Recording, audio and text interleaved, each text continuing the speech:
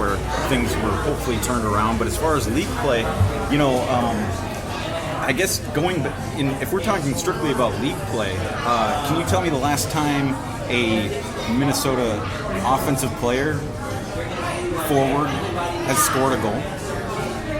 Forward or midfield? If you want to include what if you say Angelo Kick scored the goal against DC, that would probably be the last one. Yeah. But I still think it was Montaner. Yeah, it was Montaner. He was.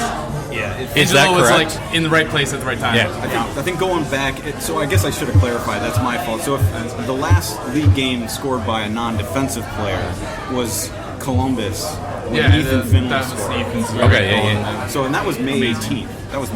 So we're going to be over a month without a goal scored in league play by a non-defender because the next game is not until the 29th, I believe. FCC. Right. And so with Philly, we had Dotson get his first goal. Well, that was a great goal, which was phenomenal. Yeah. And I hope, obviously, right now our personnel is a little thin, I guess you could say. That's a good word. So he's been forced to play in more defensive roles. I would love to see him play as an 8, where he can kind of box to box. Yeah. I mean, because I don't know. I think he's got that defensive mind. He's got the ability to recover, which is incredible as a rookie. And he's got an eye for goal. If I'm not mistaken, I think that's his actual position. That's what he actually plays. And we're short on manpower, so that's why he's there right now. Yeah, and he was involved. He didn't make his first start until recently, but he was involved in the games at least early on. So that was he come in as a late sub. He subbed in at that first game against Vancouver.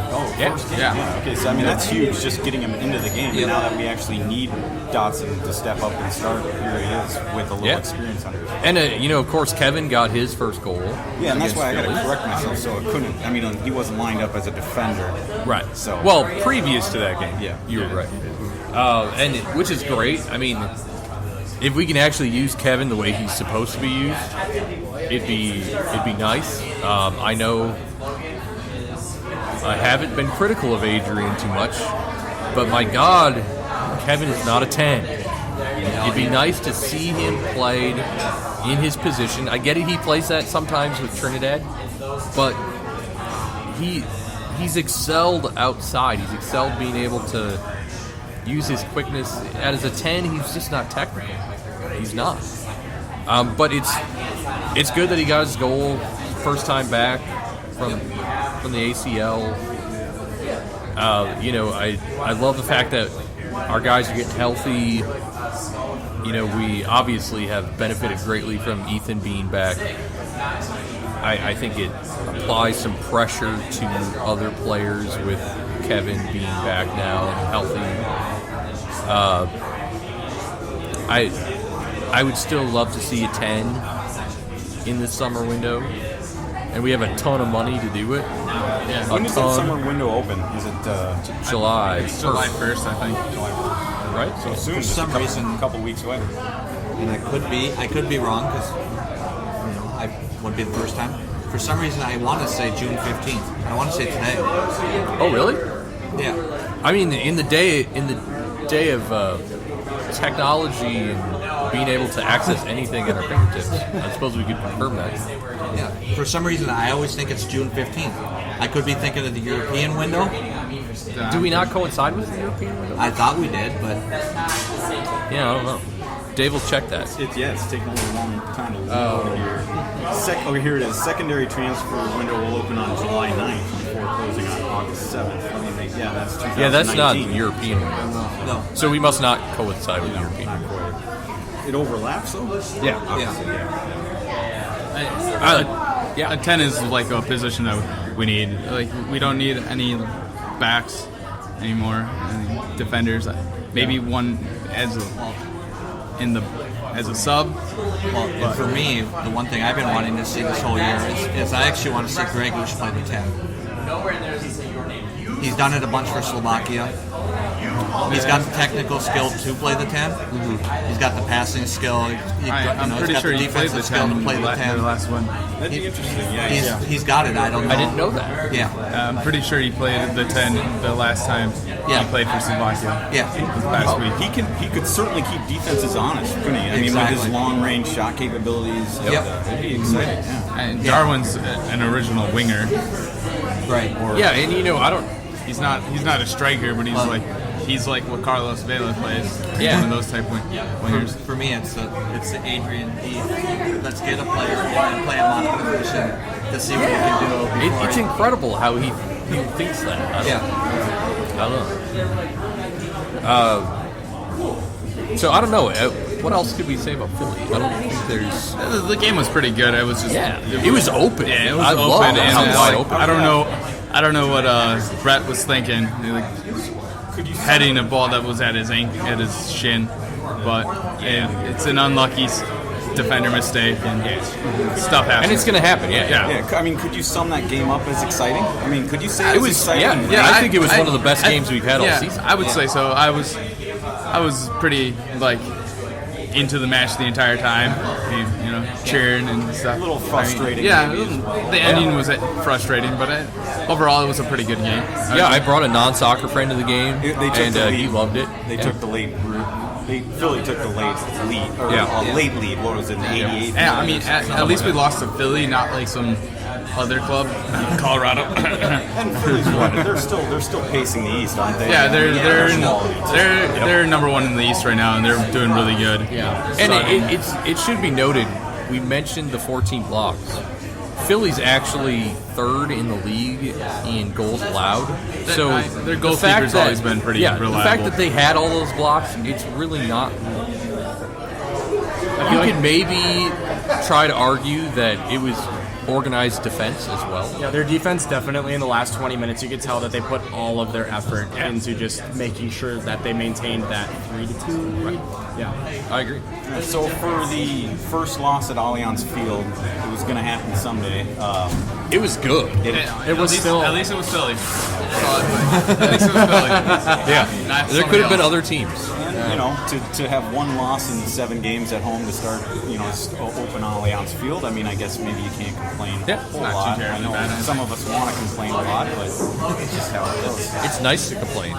Yeah, I always figured we were going to lose one game. So. Yeah, exactly. Well, that's it. And at least it wasn't a dub.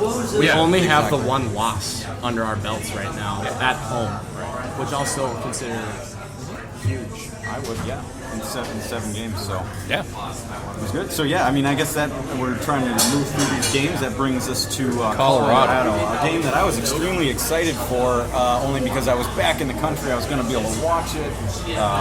Just really pumped up, and here, this is a chance to, after a couple losses, maybe get back on track with a win on the road, no less. But against a team that gives up goals.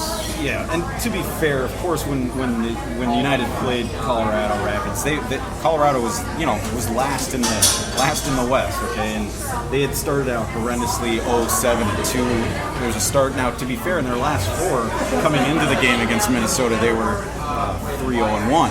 So they had been unbeaten in 4 games coming into our match. I'm trying to sugarcoat it. The first thought that I have is at least we're consistently bad against bad teams. I mean, it's like the definition of playing down. I only was able to catch the last 15 or 20 minutes of the match, but by that point, it looked like we didn't care anymore. Right. Yeah. There was not a lot of consistent effort in the way that we played. And against these teams that we should, be beating, we're not playing them like we are playing the top teams. We're just kind of thinking going into these matches that because of the records that we have versus what they have, we should just take it as an easy win, and we don't try as hard, and it's noticeable, especially in the back half of the game. Yeah, I agree. And it's I don't know. I think I pointed out in our text messages that they had an issue with the altitude, and it wasn't the getting tired. It was they're kicking the ball too hard. Yes. I mean, you could tell they had no idea or no concept of how to put less weight on the ball. Yeah. And it was sailing. I mean, every single kick. It didn't matter if it was a goal kick. It didn't matter if it was a cross. It just seemed like they're thinking, I should kick this normally. And it's sailing in the thin air. And it's why they haven't learned that by now, because this isn't the first year. Every last 3 years, it's been that same issue. It's been, let's put full strength into kicking this ball, and it's 20 yards over the guy's head. And I really thought the first 15, 20 minutes of the game, what do you want? I mean, Minnesota had good possession. We talked about that. They had good possession, but good sustained pressure as well. But they just couldn't finish into the final third. They just didn't get their shots. Honestly, it was like late at night, and I tried to forget terrible losses. It's like that. And you mentioned possession. It was like 62% or something. At halftime, it was 59%. Wow. Yeah, we were 62. like doing decently on possession, and the passes were fine. It's just like that final third, there was nothing there. And the one thing they did you mentioned the 0-7-2, and then the 3-0. That's when they replaced Anthony Hudson. So, and they brought in the interim coach, which is always a boost. Plus, what the coach has done is I won't say the park the bus mentality, but if you noticed when we were coming down the pitch, they were dropping 9 guys to back. Right. So we had possession, we had shots, but shooting through 9 guys is.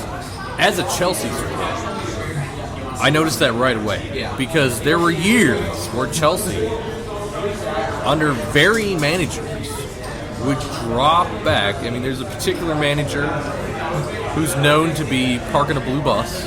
Exactly. And they would attack when they could, right, and they'd score their goal. And that's all that mattered, because they'd have 8-9 guys back, right, and you'd never break it. Right.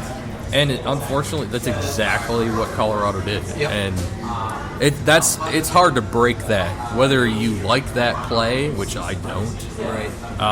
It's still tactically a good option if you can pull it off. And it just showed that it did a lot successfully. And so I had mentioned Darwin doing something against Colorado that I didn't like. Oh, that free kick are you talking The about? free kick.